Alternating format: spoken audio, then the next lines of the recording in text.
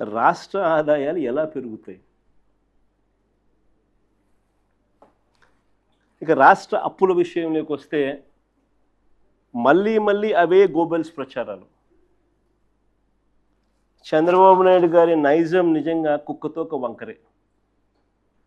అంటే ఎన్నిసార్లు మనము చెప్పినా కూడా ఎందుకయ్యా అబద్ధాలు చెప్తావు, వాస్తవాలు ఇవి, ఇదిగో వాస్తవాలు అని మనం ఎన్నిసార్లు ప్రజెంటేషన్ ఇచ్చినా, ఎన్నిసార్లు మనం సాక్ష్యాలు ఆధారాలతో సహా చెప్పినప్పటికీ కూడా అవే గోబెల్స్ ప్రచారాలు, అవే అబద్ధాలు రిపీటెడ్గా. కుక్కతోక కూడా ఎప్పుడైనా మీరు గమనించే ఉంటారు. దాన్ని కరెక్ట్ చేయడానికి నువ్వు ఇటు చేయండి, అది మళ్ళీ ఆయనకి వెళ్ళిపోతుంది. అందుకనే సామెత కూడా అంటారు కుక్కతోక వంకర అని. చంద్రబాబు నాయుడు గారి నైజం కూడా కరెక్ట్గా అంతే. మొన్నటి బడ్జెట్ ప్రసంగంలో కూడా ఏకంగా 9.74 లక్షల కోట్లు అప్పులు మేము మిగిల్చామంటారు. బడ్జెట్ ప్రసంగంలో వీళ్ళన్న మాటలు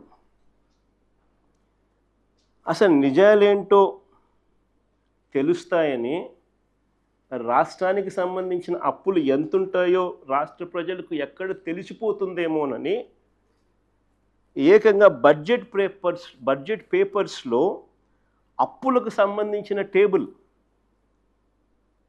వాల్యూమ్ నెంబర్ 6 ఈ బుక్లో ఉంటుంది. వాల్యూమ్ నెంబర్ 6 బుక్లో దీనికి సంబంధించిన టేబుల్ పూర్తిగా ఎత్తేసారు, కనపడదు. ఇది ఎప్పుడు జరగదు మామూలుగా. నేను ఆశ్చర్యంగా చంద్రబాబు నాయుడు గారిని ఒకటే అడుగుతా, అయ్యా చంద్రబాబు నాయుడు గారు, ఇక్కడ దాచిపెట్టవచ్చు కానీ మీరు ప్రజెంట్ చేసిన మీరే, చంద్రబాబు నాయుడు గారు ప్రజెంట్ చేసిన మీరే మీ తొలి బడ్జెట్, అప్పటికింకా ఇంత తెలివితేటలు ముదర్రా. ఈయన ప్రజెంట్ చేసిన 2024-25 బడ్జెట్ డాక్యుమెంట్స్లో క్లియర్గా అప్పు ఎంత ఉంది అని, రాష్ట్రానికి సంబంధించిన అప్పులు ఎంత ఉన్నాయని చెప్పి రాసినాడు. పోనీ కాంప్ట్రోలర్ అండ్ ఆడిట్ జనరల్ వాళ్ళు 23-24 లెక్కల్లో కనిపిస్తుంది. వాళ్ళు 23-24 లెక్కలు మరుసటి సంవత్సరం ఇస్తారు. 23-24కు సంబంధించిన లెక్కలు 24-25లో వాళ్ళు రిలీజ్ చేస్తారు. లెక్కలు, ఆడిటెడ్ లెక్కలు. ఆ లెక్కలు చూసినా కనిపిస్తుంది, చంద్రబాబు నాయుడు గారు ప్రవేశపెట్టిన 24-25 మొట్టమొదటి సంవత్సరం ఆయన ప్రవేశపెట్టిన బడ్జెట్ చూసినా కనిపిస్తుంది. దాంట్లో రాష్ట్రానికి ఎన్ని అప్పులు ఉన్నాయి, ఎవరి హయాంలో ఎంత అప్పు చేశారు అని చెప్పి క్లియర్ కట్గా టేబుల్స్లోనే ఉన్నాయి. 2014 వరకు ఇది బడ్జెట్ డాక్యుమెంట్ క్లియర్ కట్గా మీకు అందరికీ కనిపించే విధంగా చూపిస్తూ ఉన్నాం. Page number 14, page number 16 budget document 24-25 Chandrababu Naidu గారు మొదటి సంవత్సరానికి సంబంధించి చూస్తే ఇక్కడ మీరు గమనిస్తే 2018 మన హయాం చివరికి అంటే 2023-24కు సంబంధించి చూస్తే పబ్లిక్ డెట్ అవుట్ స్టాండింగ్ 4,91,734 కనిపిస్తుంది.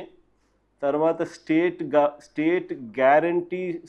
గవర్నమెంట్ గ్యారంటీస్ అవుట్ స్టాండింగ్ అనేది పేజ్ నెంబర్ 16లో కూడా 23-24లో మరో 1,54,797 కోట్లు కనిపిస్తుంది. అంటే ఈ రెండు కలిపితే రాష్ట్రానికి సంబంధించిన వైఎస్ఆర్సీపీ ప్రభుత్వ హయాం ముగిసే నాటికి రాష్ట్రానికి సంబంధించిన అప్పులు ఎంత అని చెప్పి.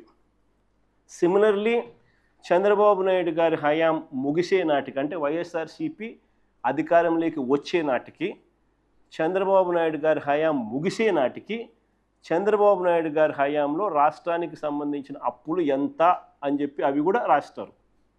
2018-19కి సంబంధించి పబ్లిక్ డెట్ అవుట్ స్టాండింగ్ 2,57,000 చిల్లర కోట్లు అక్కడ కనిపిస్తుంది. పేజ్ నెంబర్ 14లో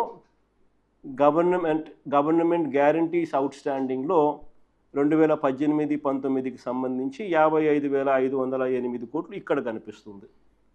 ఈ రెండు యాడ్ చేస్తే చంద్రబాబు నాయుడు గారి హయాంలో వైఎస్ఆర్సీపీ ప్రభుత్వం రాకమునుపు 3,90,247 కోట్లకు చంద్రబాబు నాయుడు గారి హయాంలోనే అప్పులున్నాయి.